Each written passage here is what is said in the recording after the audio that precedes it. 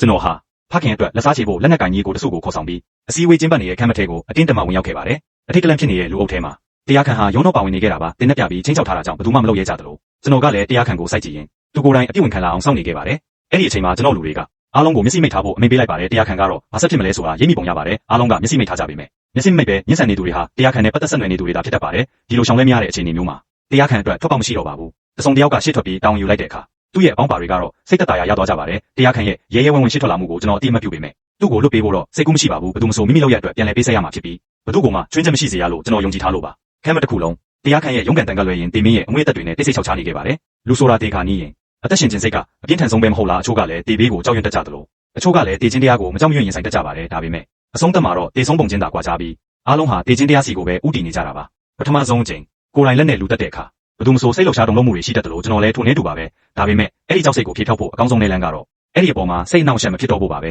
ကျွန်တော်ကိုရက်ဆက်တက်သူလို့တခြားသူတွေကမြင်ကောင်းမြင်နိုင်ပေမဲ့ဒါဟာရန်သူတွေအပေါ်မှာပဲဖြစ်ပါတယ်ဒီလူတွေဟာခိုင်းစေခံရသူတွေသာဖြစ်ပြီးတကယ်နောက်ွယ်ကကြိုးကင်သူဟာတခြားတစ်ယောက်ဖြစ်ရမယ်ဆိုတာကျွန်တော်သိပါတယ်ဒါကြောင့်စစ်ဆေးမင်းမြန်းဖို့အတွက်ကျွန်တော်ညီကိုတွေကတယောက်ကိုအရှင်ဖမ်းပေးခဲ့ပါတယ်အဲ့ဒီလူဟာလူသက်သမားတစ်ယောက်နဲ့မတူပဲကြောက်လန့်တုန်ကြီးနေခဲ့တာဟာတကယ်ကိုတနာစရာကောင်းတဲ့လူစားမျိုးပါအငယ်ကိုတော့မရင်ဆိုင်ရဲရလာမယ့်စုကြီးကိုပဲမမောတဲ့သူမျိုးမို့ကျွန်တော်သိချင်တဲ့အချက်လက်တွေကိုအလွယ်တကူပဲရလိုက်ပါတယ်ဒါပေမဲ့မကြသေးခင်ကဖြစ်ပျက်ခဲ့တဲ့အဖြစ်အပျက်တွေဟာကျွန်တော်စိတ်ကိုလေးလံစေခဲ့ပါတယ်ကိုယ်တိုင်ကံတွေဖြစ်ရှင်းရမယ့်ကိစ္စတွေကလည်းညားလုံးလာပါတယ်အိမ်ပြန်ရောက်တဲ့အခါဆွဲဆောင်မှုရှိလာတဲ့ဇနီးဒီကိုတောင်စိတ်ပါနိုင်လောက်အောင်ဖြစ်နေခဲ့ရပါတယ်ကျွန်တော်ရဲ့အေးဆက်တဲ့တုံ့ပြန်မှုတွေကြောင့်ဇနီးဒီကစိတ်ပြတ်သွားပြီးအရင်ကလိုနှွေးထွေးရဲ့အချစ်တွေကိုပြန်ရဖို့ကြိုးစားပေမဲ့ကျွန်တော်ရဲ့ခံစားချက်မဲ့တဲ့မျက်နှာကိုကြည့်ပြီးသူမလက်လျှော့လိုက်ပါတယ်ကျွန်တော်ရဲ့စကားတွေကသူမကိုနာကျင်စေခဲ့ပုံရပြီးတွန်းဆုံမနေပဲလှည့်ထွက်သွားခဲ့ပါတယ်လူဆိုတာတခုခုကိုဆုံးရှုံးသွားမှတန်မိုးထားရကောင်းမှန်းသိတတ်ကြတာဖြစ်ပြီးကျွန်တော်ဟာလည်းအဲ့ဒီလူမျိုးရဲ့ကတယောက်ပါပဲကံကောင်းထောက်မစွာနဲ့ပဲသူမကိုအချိန်မီပြန်လာနိုင်ခဲ့လို့ဇနီးဒီကိုဆုံးရှုံးရမယ့်ဘေးကဝေးခဲ့ပါတယ်ဒါပေမဲ့လက်တွေ့ဘဝကတော့ကန်ဆိုးမှုတွေနဲ့ထပ်မံကြုံတွေ့ရပြန်ပါတယ်ကျွန်တော်ရဲ့ညီကိုတွေနဲ့အတူရောက်လာတဲ့ညီမလေးရဲ့စကားအရဖခင်ဖြစ်သူဟာနောက်ထပ်တစ်ကြိမ်တင်းနဲ့အပြစ်ခံလိုက်ရပြန်ပါပြီ